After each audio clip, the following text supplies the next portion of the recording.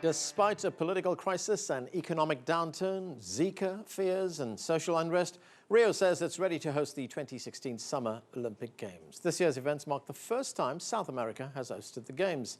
For a look at how Rio is handling the challenges amid the celebration, CCTV's Stephen Gibbs joins us now from Copacabana Beach in Rio de Janeiro. And Stephen, Brazil is currently facing what some are calling a perfect storm of crises, from political to economic, social to health. How is the situation they're playing into the Olympics? Yes, well, you could say it's like a perfectly badly timed storm. If you look back to 2009 when Rio was awarded the Olympics, it was so much the obvious choice, Brazil, really, this sort of booming economy while the rest of the world was reeling from the financial crisis of 2008. Since then, right, in this year and this last couple of years, rather the reverse is true, with this big, steep recession going on here, the worst since the 1930s, a bad political crisis with the president having to stand down facing impeachment, and as you say, to cap it all, the Zika virus seeming to affect Brazil much more than any other country in the world. Now, how is that affecting the Olympics? Well, clearly, it's a bit of a downer. If you ask Brazilians, around 60% of them say that on balance they think the Olympics will be a negative event, which is pretty incredible when you consider what a big sporting nation this is. But let's not overstate it. As you mentioned, this is the first Olympics ever to be held in South America, and I think that on balance that's going to look like a bit of an oversight historically. Incredible, really, that never before has an Olympics been held in this region of the world, with all these massive sporting nations here with a big young population. So let's see how this all pans out in the next couple of weeks.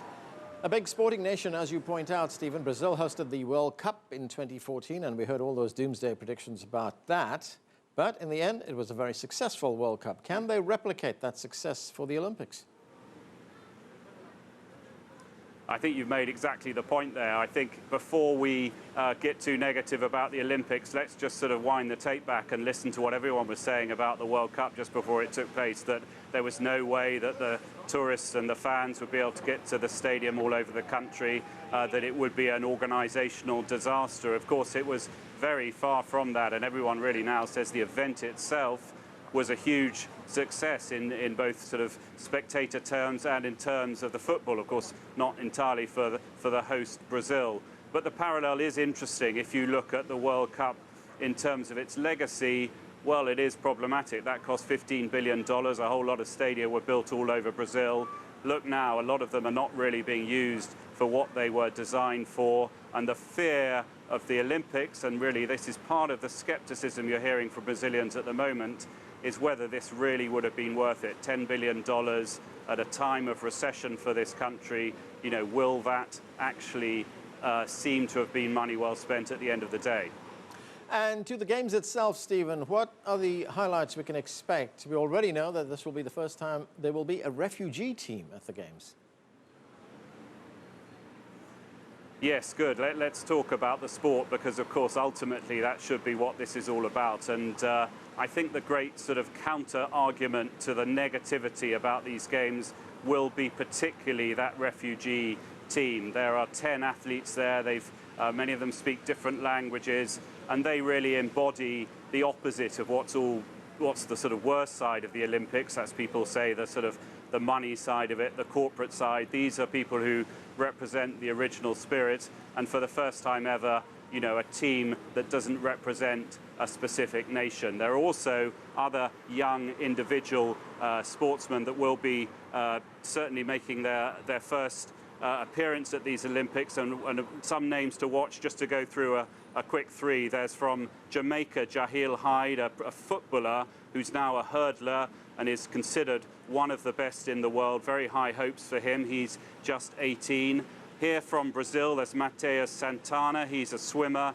He's just 20, and there is a lot of expectation he's going to be a sort of celebrity star performer here in Brazil, especially if he helps this country win the 4x100 meters freestyle. There are a lot of hopes that Brazil will achieve that. And finally, another young athlete to pay attention to is Siqueria from China, the diver.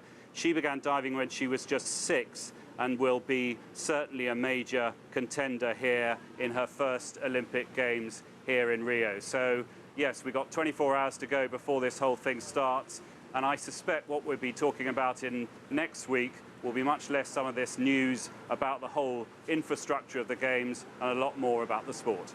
Thanks, Stephen. That's CCTV's Stephen Gibbs talking to us from Rio de Janeiro. Well, let's get to our panel right now. Joining us from Sao Paulo, Leo Siqueria is the Director of Latin America for the AIM Group and a writer and political analyst. With me in the studio, Rafael Salies is the Director of Brazilian Operations for Southern Pulse, a strategic advisory firm.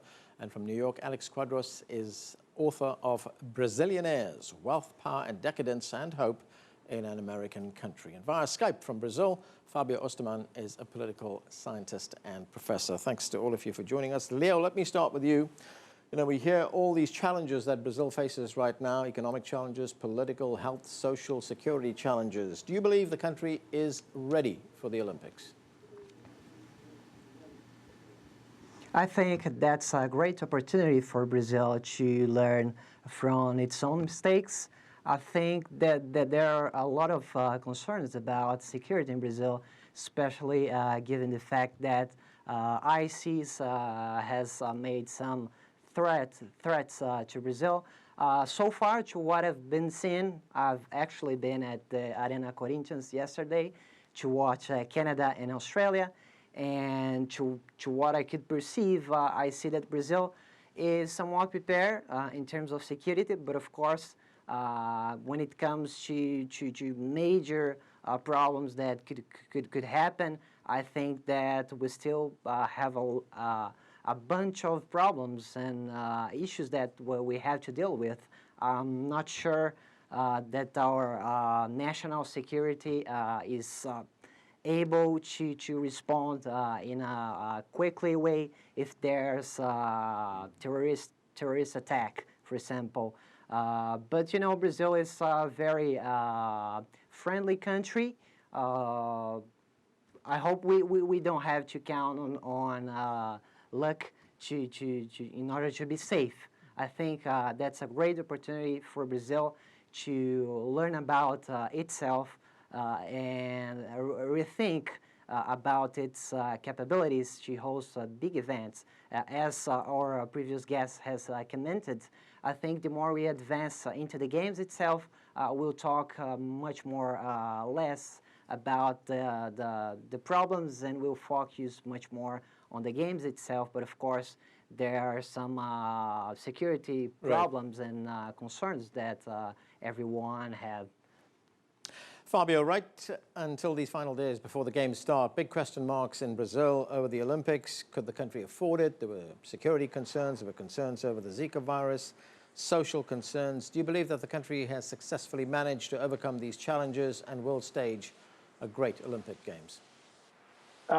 Unfortunately, I'm much less optimistic about the future of these Olympic Games, and specifically of this point of view that puts the government in the center of the organization of such huge and spendful events. I don't think, unfortunately, that Brazil is ready for this event, but I think Brazilian people is starting to get ready to understand that we shouldn't give that much power to politicians.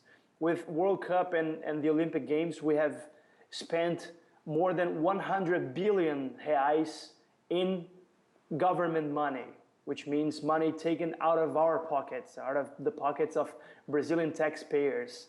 I am a bit fearful also about the conditions of public safety in the city of Rio, but not only in the city of Rio, because lots of policemen and military men have been dislocated from their cities of origin all across the country to Rio. Right.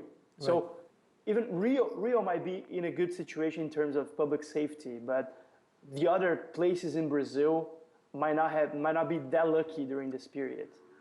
Okay, Rafael, that is not a pretty picture that Fabio is painting over there, saying that Brazil is really not ready for this, can't afford it. What do you think? I more to Leo's first point regarding terrorism specifically. While a first response to a terrorist attack might be slower than than you'd want in that type of situation.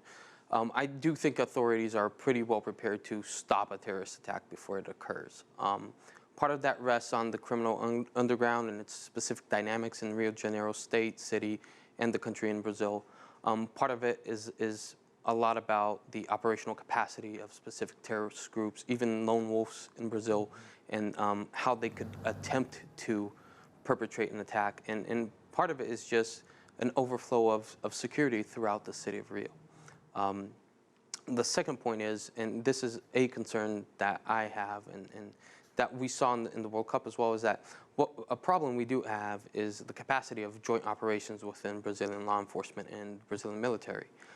We know that Brazilian military and the Brazilian Federal Police do not interact very well, and one always tries to exert its authority over security in the games above the other. Regarding preparations for the games, I do think that the initial piece was spot on in regards to organization, where a lot of the concerns that we're seeing right now were very similar concerns that we saw during the World Cup.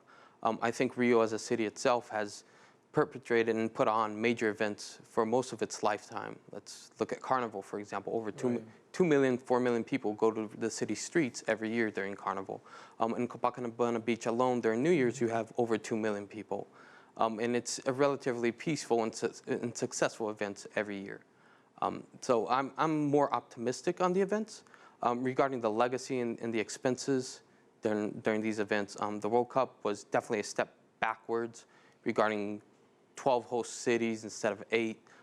The amount of public money that was used to subsidize construction, not necessarily construct, but to subsidize construction.